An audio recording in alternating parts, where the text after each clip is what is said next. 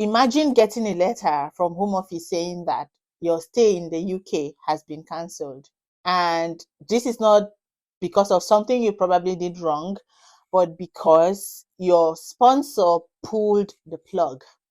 And now it's not just you that is affected, but your husband and your kids as well are expected to leave the UK. This actually happened, and it's a case of a migrant care worker that received a shocking letter from Home Office asking her to leave the UK. We'll be getting into the details of this letter shortly, and I would need to say at this point that this video is for learning, or would I say information purposes only, not anything else. So stay tuned as we get into the details of this letter. Hello there, welcome to my channel. My name is Evelyn. On this channel, I make videos about working in the UK, living in the UK, lifestyle, and everything in between. So if this kind of content interests you, please don't forget to hit the subscribe button and turn on the notification bell so you don't miss any video from this channel. For illustration purposes, I'll be calling the affected migrant Carol. So Carol's sponsor sent a letter to Home Office in April this year informing them that they are no longer going to sponsor her. And according to her, she was unaware of whatever was going on and actually did not do anything wrong.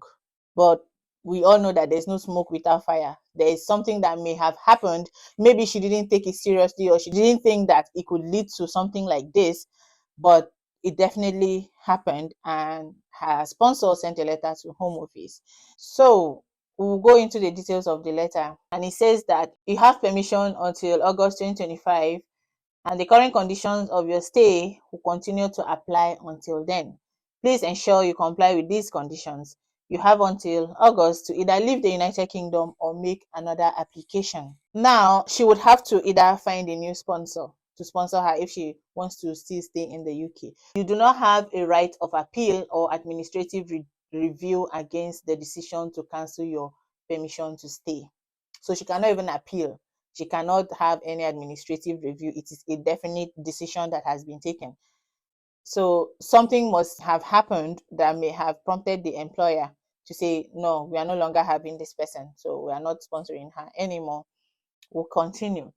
Then another paragraph says, if you live or are already outside the common travel area, the Channel Islands, the Isle of Man, and the Republic of Ireland before this date in August, your permission will end immediately and you will have to make a new application to re-enter the UK. So now, if she's already outside the UK or outside these regions that have been mentioned here, it means her stay has automatically come to an end.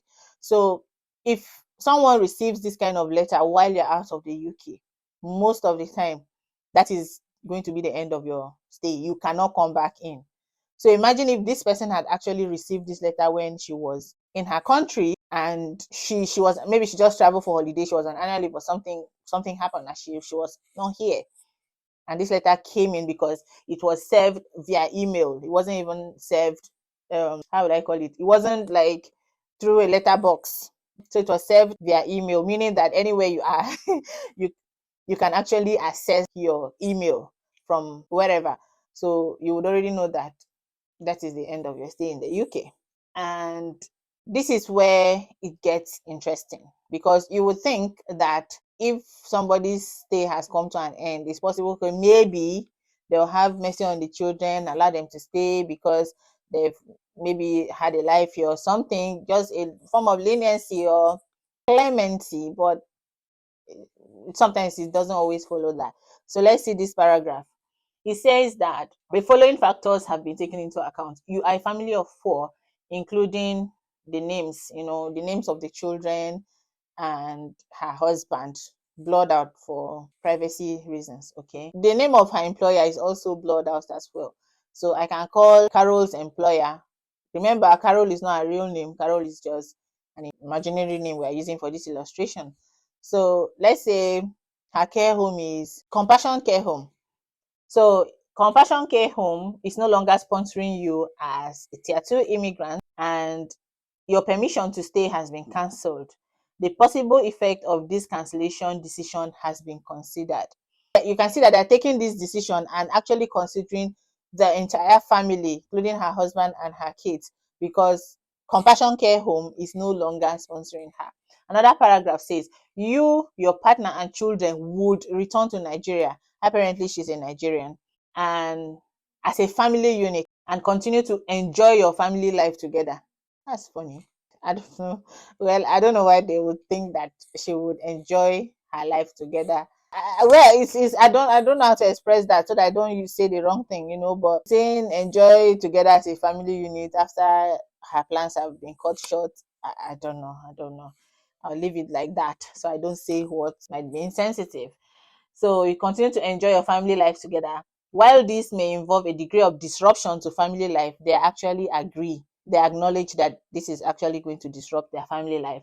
This is considered to be proportionate to the legitimate aim of maintaining effective immigration control and in accordance with our Section 55 duties. Taking these factors into account, as well as the public interest in maintaining effective immigration control, the cancellation of your permission and the possibility of child having to leave the UK is appropriate because of the need to maintain the integrity of immigration laws, which outweighs the possible effect on child that may result from you having to re-establish family life outside the UK.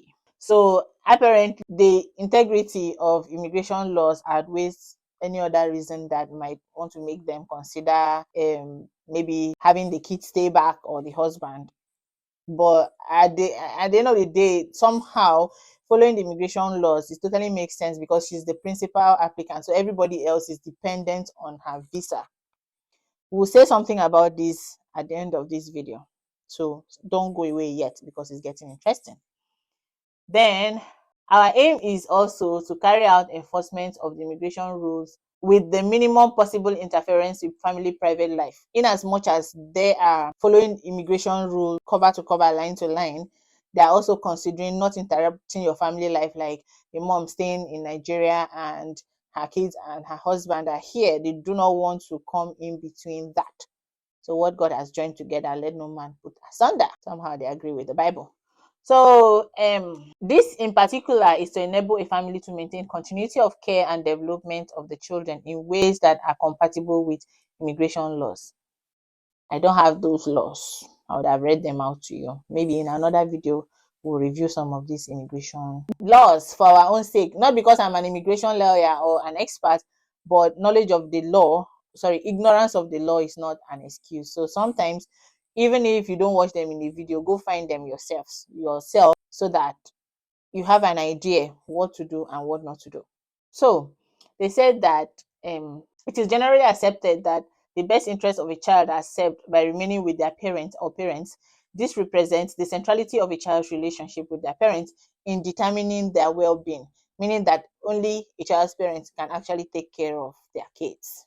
So that is why they want the children. They are really, really, really, really, really, really, really, really giving reasons why they are sending the kids. They're not even talking about the partner. I know UK like children, they want to take care of children laws, children this and that, everything, children.